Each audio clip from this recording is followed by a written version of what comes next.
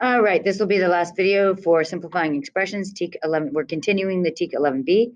All right, so I have these same, this is a very similar question to the prior one that we did. We have this expression, what is equivalent to x to the n? This is power rule, or product rule. So I'm going to do x to the 3 plus negative 17. That's going to give me x to the 7 minus 3 is going to give me 17 minus 3 minus 17 is going to give me negative 14. That's equal to x to the n. So what we're looking for is what that n is equal to. So that's going to be negative 14. That's what you would bubble in on your answer key. All right, question number 51. What expression is equivalent to? We're going to go ahead and distribute. Make sure you distribute that 2 to both of these terms. So this becomes 49x to the 6. That 7 would not stay. So that's going to eliminate A and C.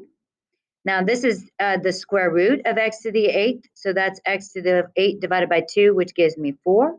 We're going to add the exponents. That gives me 10. So my answer is B. All right, which expression is equivalent to this long drawn out process here? Okay, so I'm going to take this one step at a time. I know that 2 goes into 14 7 times, 2 goes into 8 4 times. So 7 over 4 is that one, G is out, 7 over 4, 7 over 4. Okay, so those remaining, I can eliminate those. Now I'm going to do A to the 4th minus minus 2, because that's minus 2, that becomes 4 plus 2, which gives me A to the 4, 5, 6. Okay, this has A squared, that's out. This has A to the 6th, that looks good. This has B squared, A squared is in the bottom, that's out. So the only answer choice possible is H.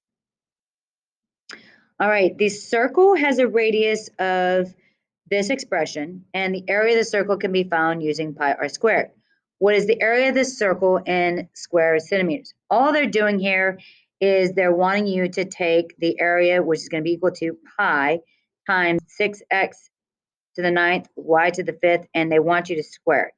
So now you need to use the power rule. So this becomes pi 36, because 6 squared is 36. X to the 9 times 2 is 18. And then y, 5 times 2 is 10. Okay, so A and D are out. And so that you can move the pi, that would be 36 pi. We've got 18 and x to the 11th. We know it's going to be x to the 18th. So our answer is B. Rectangular prism has a width of x inches and a length of x squared y inches. The height is y inches. What represents the volume in cubic inches of this rectangular prism? This is a little upper level thinking, just because we have to think about what volume is and how to find the volume of the prism. And they don't give this to you on the star. This is a question from 2015. So they're probably going to give you, if they gave you a question similar to this, they would probably give you quite a bit more info in this year's star. Okay.